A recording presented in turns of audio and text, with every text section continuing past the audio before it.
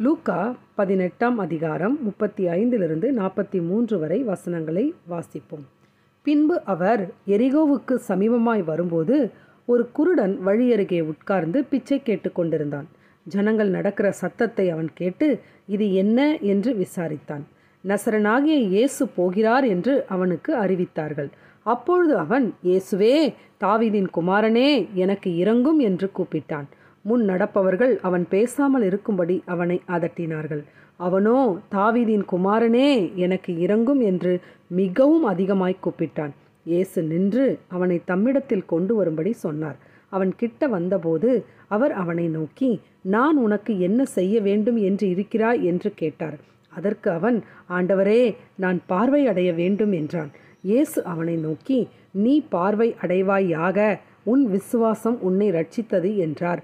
உடனே அவன் பார்வையடைந்து தேவனை மகிமைப்படுத்தி கொண்டே அவருக்கு பின் சென்றான். ஜனங்கள் எல்லாரும் அதைக் கண்டு தேவனை புகழ்ந்தார்கள்.